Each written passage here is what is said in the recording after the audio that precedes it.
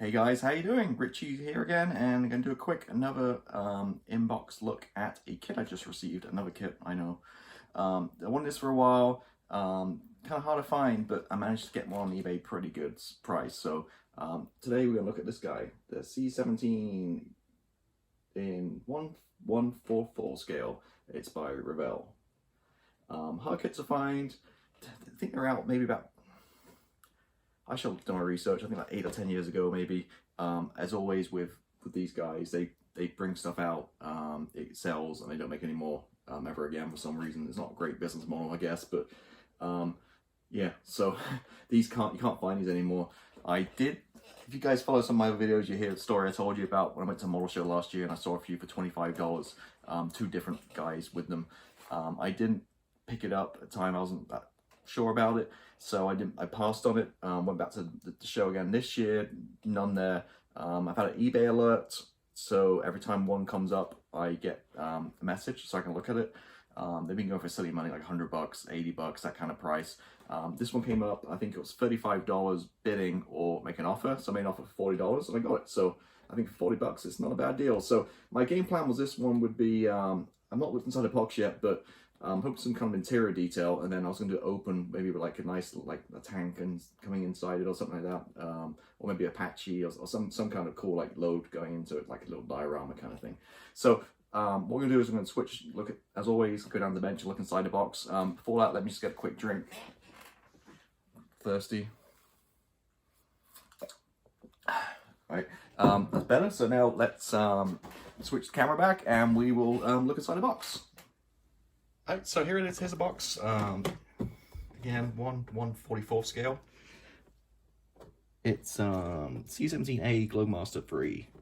In the US Air Force. A couple of boxings on this. They do the US Air Force one, and they do one with like an RAF. I think it may be Canadian and Qatar as well on there in the other boxing. Same kit, just different decals basically. So this is a US version. And here it's in centimeters, so it's 36 by 35. So even this tiny scale, it's just pretty big aircraft. So I'm just gonna look at my map right here, give me kind of an idea. I think so. I think that's a good question. I'm trying to compare it to Imperial. I think it's roughly around about it'd be about 13 by 13 kind of inches, roughly 12 to 13 inches, because it's 2.5 centimeters an inch. So I'm just kind of quick doing the math in my head. So it's number 04044 is the kit number. Looking around the box here real quick. Just some shots of it. Does look like it has an interior. It's a pretty big box. It's going to kind of hard to fit this in. And that's it. So I did take the plastic out of the box real quick just before I put the camera on to make things a little bit easier. Here's the first thing. The box is really wide. You see the box is pretty big. But the biggest screw is there. So they could literally make the box probably 5-6 inches shorter. That saved a lot on shipping and stuff. For some reason, I don't know why this is a huge box, but anyway, so what do you get? You get the bag right here, the main fuselage and stuff. Some engines and smaller parts. Look like the interior. Some safety advice instructions. Decals. Pretty straightforward. Looks like this is from the interior, maybe the loading ramp. Here's the demarcation lines on the top for like no walking and stuff, and just pretty much general kind of US Air Force kind of stuff. Charleston and McCord Air Force Base. Tons of aftermarket stuff for this too in terms of decals. There's not a lot of aftermarket parts. I looked online to see what you could do on this, and there wasn't much at all. So apart from decals, there's not really a whole lot going on. I think metallic details does a set, like a PE set, maybe with some fan blades and stuff, but not too much. All right, so let's look at instructions real quick. Goes to the side.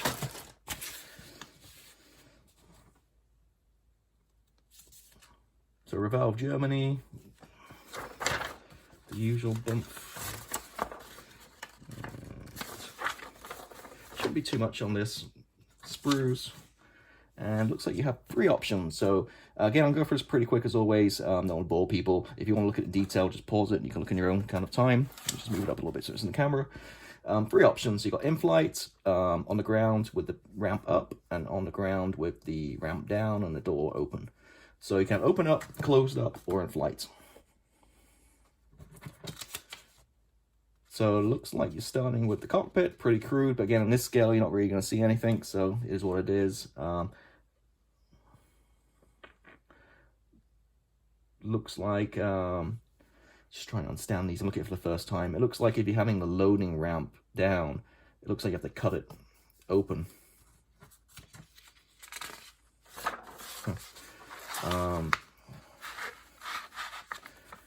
There's some interior.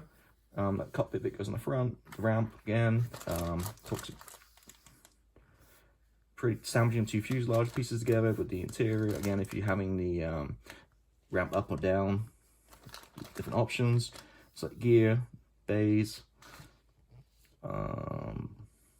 Looks like this is kind of the butt where the wings attach. Is it where the wings attach? I think so. I'm not sure exactly. That's the cockpit. So that's the top of it. I can't understand. Okay, so this is down or up? Open. I'm honestly not sure exactly what this is. We'll see in a minute. Ramp, you want it down. Wings. If you guys build airliners, this is pretty similar to airliner construction, same size as well. There's my paper for the decals. Gonna put a fuselage. Okay, so it has like an interior part, like a cylinder in the middle, and then it has the sides going over the outside, so it's kind of like skimmed. So you got the outside parts, got the fuselage go on over it. Looks like it says here, leave it like 9 hours or something to dry. But the tail planes on, the wings. Yes, okay, so going back to that section earlier, this looks like it's the parts for the wings, like the strengthening parts for the wings to go in. And that's the, down here I was a little confused, but that's the main landing gear. Okay.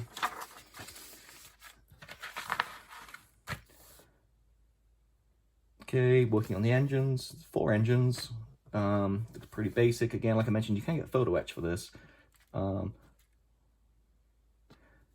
Struggling following instructions. They're kind of very busy.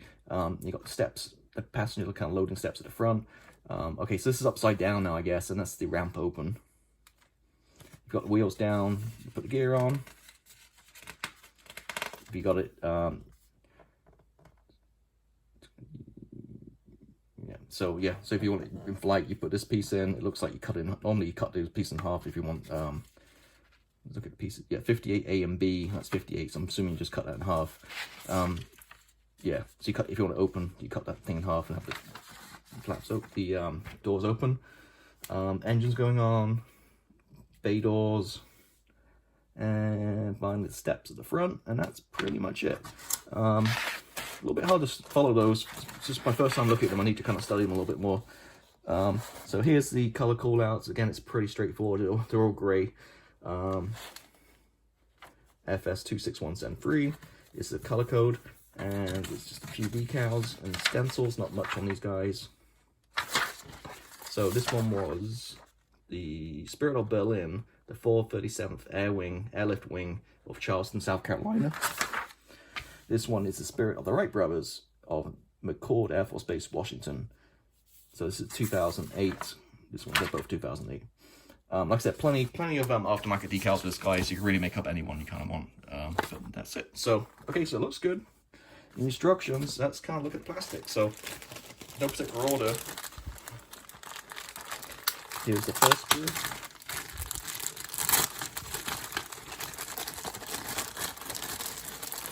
Normally, Revell kits are a little flashy, so we'll see how this is.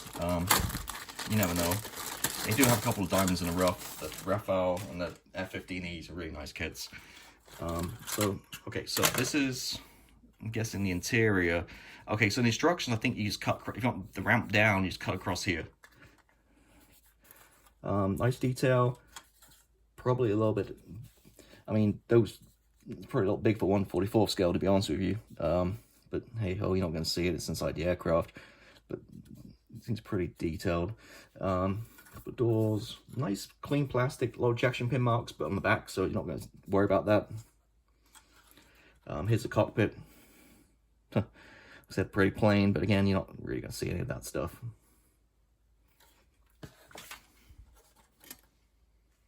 So yeah, so like I mentioned in the instructions, it's kind of like an outer skin. So this is the interior. Fits into here, and then this is kind of the outer shell. So this is the base of it. Again, you'd cut there if you want the ramp down. It seems pretty straightforward, nice, easy cut. Here's the cockpit too. So that's, what's that?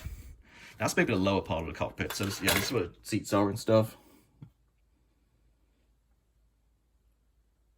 Not tons of detail in here, but again, it's the underside. Okay.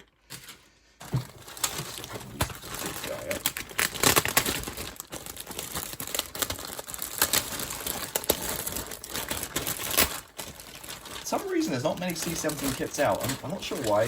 There's rumors somebody's going to make a 72nd scale one, which is going to be huge. Double the size, obviously. I can't remember exactly who it was. Maybe this is Vez's, or I don't quite remember. But... So here we basically kind of have almost a match pair, obviously each side of the fuselage. So that's the fuselage. That's a pretty good size. So if I kind of hold it up here, it's what? Yeah, so I was kind of right, about 13 inches long. The detail's pretty thick for 1/44 scale panel lines and stuff. Definitely nowadays you get much more refined, but hey, it's not too bad. Again, you can't be too picky. There's not a ton of these out. A little bit of flash. You can see here, nothing major. Just quick move. Is it flash, or maybe it's just where the? I'm sure that is flash. I think that's actually where the cockpit glass fits in. But yeah, it looks quite nice. Engines.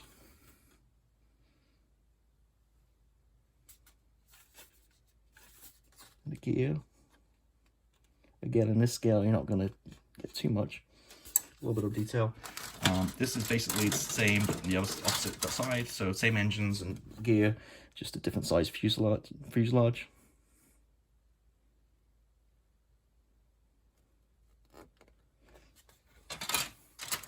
And then, like I mentioned, there's like an interior, like part of it, so like a shell. So this is the, well, firstly there's wings, obviously.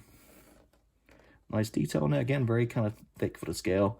It's more like 72nd or 48th scale kind of thickness, but it'll be fine. It's a big aircraft. A little bit of interior detail, not a whole lot. Some ejection pin marks in there you have to take care of too.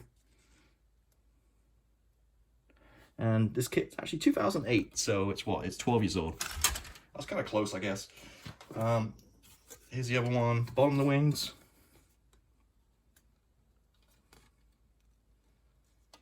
Again, you're not missing out this. This is the inside of the shell and the interior.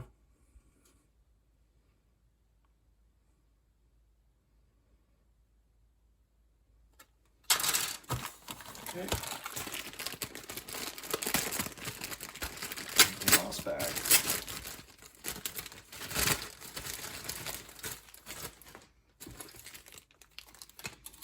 So you have 4 of these. Yeah, exactly the same. These are 4 of these sprues. So basically it's the engines and the wheels. Wheels are very plain. Again, a tiny one. Again, I can forgive it because of the scale. You know, not huge, but certainly seen better detail in other kits. The engines are pretty plain, standard kind of Revell airliner kind of stuff. The engine parts. And the back of it. And again, you got 4 of these sprues, 1 for each engine. And finally,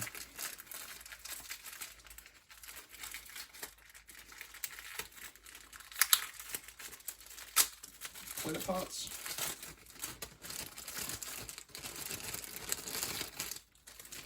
So looks like we have the odd light, a couple of side windows. Not sure if you can put those in afterwards or before, you have to mask them. And then the cockpit windshield. Looks real clear, looks nice. The parts you can paint are frosted, so it's kind of easy to see. A mask, but yeah, nice. So that is it. So not a ton of stuff in here. Typical kind of airliner stuff, really. Obviously it's a C-17. So let me switch the camera back and we'll kind of wrap this up a little bit. So there you go. So yeah, this is it again. So the camera's a little close. You might be able to see it better here, but that's kind of the size of the guy. Not much options for C-17, so this is pretty much all there is. So if you want one, this is the only real kit. Iconic aircraft, again, surprised not many people building them, or produce them, should I say. But the kit looks okay. If you're used to building airlines, like I said, it's pretty much like an airliner kind of kit. In terms it goes together. It does have that kind of a little bit of interior detail. Some of the panel lines and the engraving stuff is a little thick and deep, but it's kind of par for the course. I think once it's painted and weathered a little bit and stuff, it'll be fine. Yeah, there's raised detail and there's recessed detail on there. But I think it builds quite nice. To be honest, I'm not seeing much about this kit. You don't really see them on forums. You don't see many built. Well, to be honest, I've not even looked at the video, so I have no idea how this goes together. I know the A400 Atlas from Revell, the same kind of family as this, can be a little bit of a challenge to put together. So I'm hoping this one fits okay. As all these kits, just take your time and try fit and a little bit sanding and rescrubbing and stuff, you should be good to go. So it does look really good.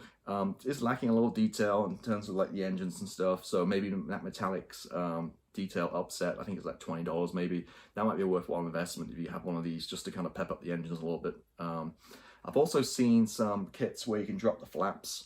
I think maybe it's Wolfpack produce it, but again, they're really hard to find. You see those up on eBay once in a blue moon, but if you're patient and stick a alert up, you'll catch one sooner or later. You always do. Just a patience and waiting game on these things. That might look nice too. I'm gonna look at the flaps. The flaps are obviously on the up position, but if you that set and you cut this, do some surgery and put those drop flaps in, that might look pretty cool too. To get a little bit extra detail. Plastic seems fine, good quality. The only other thing is the box again. The box is huge, but that's the size of the biggest sprue. So I mean, I know they're doing it. They're saying, "Hey, it's a big aircraft. Here's a big box. It's gonna be a giant, entice people." But come on, guys, it's like 30% bigger than it needs to be. I mean, if it's smaller, it'd make it easier to put in the stash to ship, that kind of stuff. It's a pretty big guy. So the box.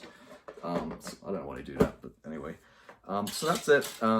Glad it's one of those things where I was looking. I think part of the hobby for me too is it's not just building, but also buying and finding stuff. I do love the challenge of finding these kits, especially ones you kind of want and you can't find very much. So it's always nice to kind of check eBay and and wait for these ones to come up at the right price. So yeah, the C-17 Globemaster. It looks a pretty nice kit. I don't think it'll be built anytime soon, to be honest with you. It's something to go in the stash. But I think it looked nice. Like I said, a little bit of scratch building in the interior.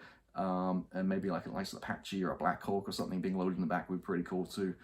So that's it. So stay safe out there. And until next time, have a good one. Happy modeling. See you later.